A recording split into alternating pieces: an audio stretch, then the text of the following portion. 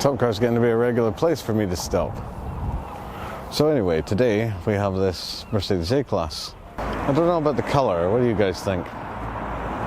It's not the best colour Mercedes ever made these in. But anyway, let's take a closer look. Well, Mercedes, you cheapened out on this badge. It's not 3D, it's just flat. Why? Is that your idea of cost saving? This shape ran between 2013 and 2018. This very car we're looking at is an A180 petrol.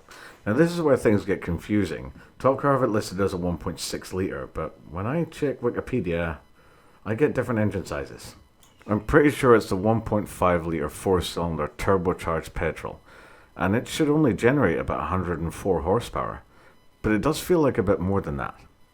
Odder still, when you're driving it, you don't feel like the turbo kicks in at all. If anything, you get a boost at the top end, higher up in the rev range, which is weird for a turbocharged engine.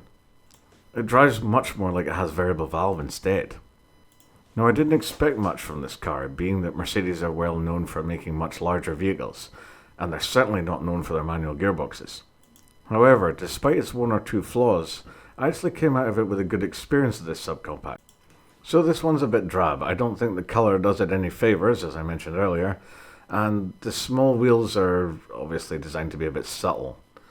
At the back end, I've always thought the A-Class looks a bit ill-proportioned. When you look at the A45 though with the body kit, it actually looks pretty good. It doesn't seem quite right though in this spec. However, unlike previous generations, everything is colour-coded and there's no nasty black bumper problem.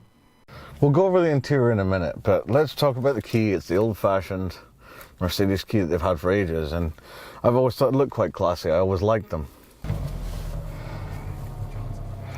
Now, it took me ages to find the parking brake on this, and it just so happens it's tucked right in underneath, under the lights, which I'll show you when we do the interior shots.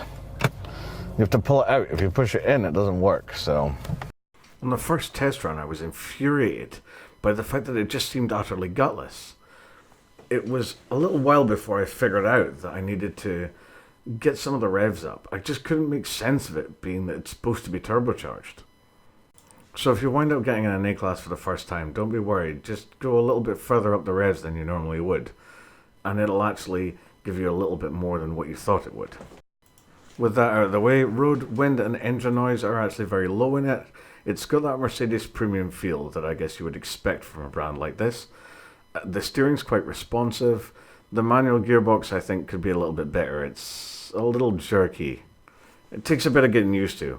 I'm not sure if that's just because I'm not used to smaller capacity engines anymore. Maybe it is that. Your view to the outside is very good from the side windows, the front window and through the rear. You don't really need a reverse camera in this thing. You can just back up right next to something and the back window's big enough you can see straight out. It's no problem at all. The seat might be a strange shape, but it's still quite comfortable. Despite the premium feel and Mercedes badge, you can still spot where they've cut corners or reduced cost.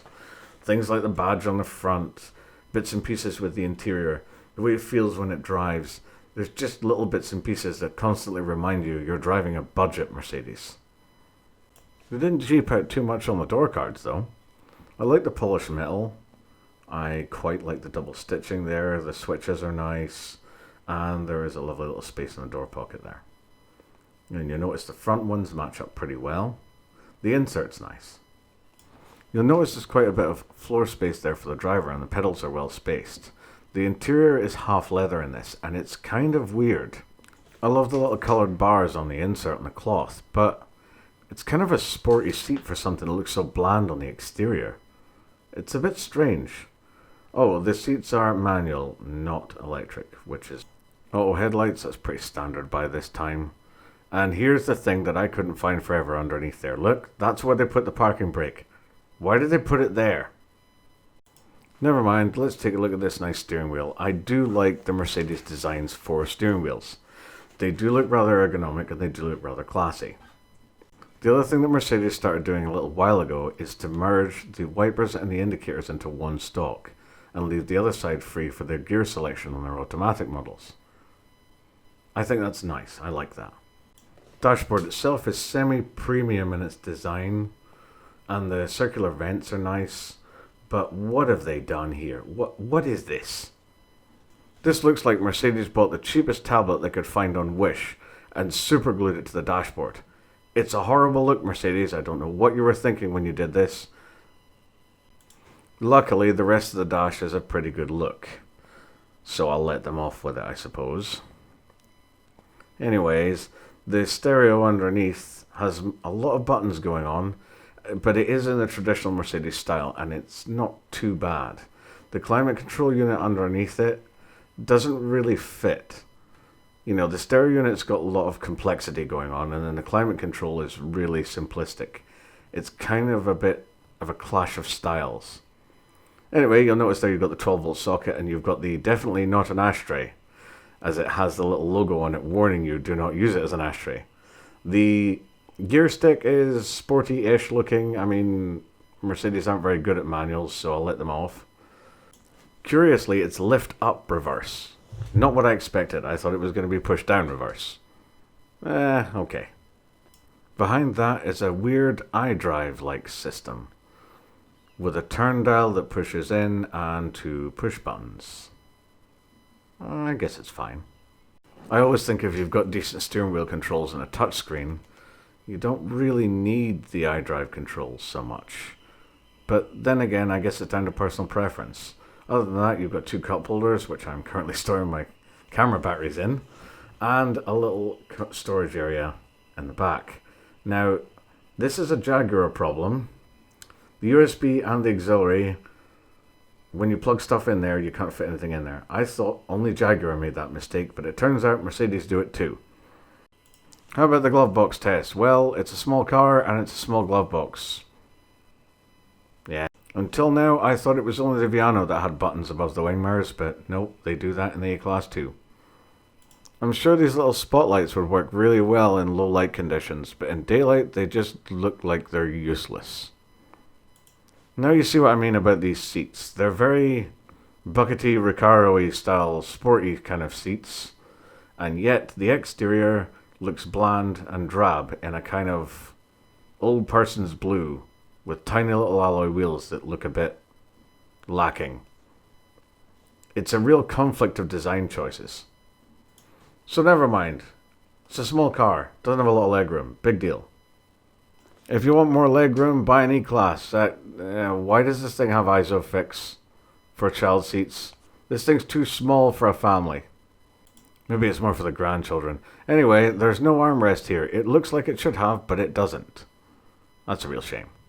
Interesting design choice for Mercedes here. This cubbyhole that looks like something's actually missing. And then underneath it, it's got the 12-volt socket built into the hinge door. I don't know why they decided to do it that way, but they did. So are we expecting masses of luggage carrying capacity? No. But not bad for what it is. It's probably too small for most things, but it's more than it looks like it would have from the outside. So what delights do we get under the floor?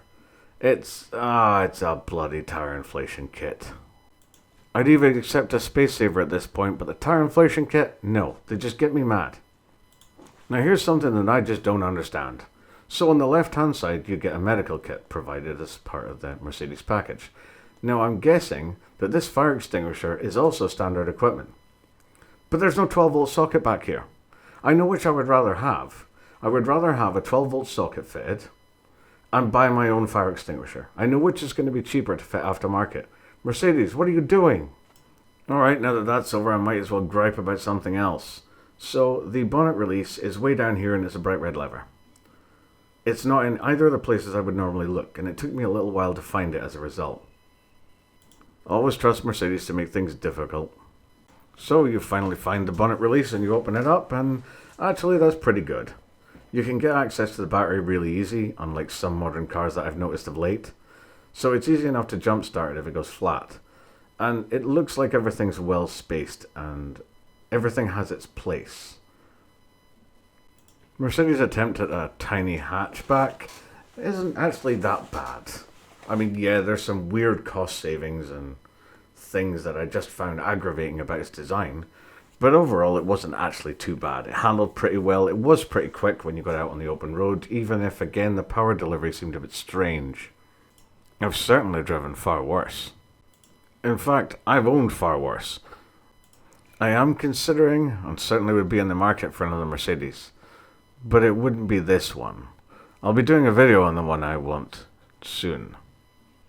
Right, so with that little hint, you guys have a couple of weeks to guess in the comments what the Mercedes model is I'm talking about. But anyway, until that happens, or until you watch my next video, if you liked it, don't forget to like and subscribe. There's more content coming. I try to release a video every single week, sometimes two. So just keep your eyes open and see what's coming out. Anyway, till next time, look after yourselves.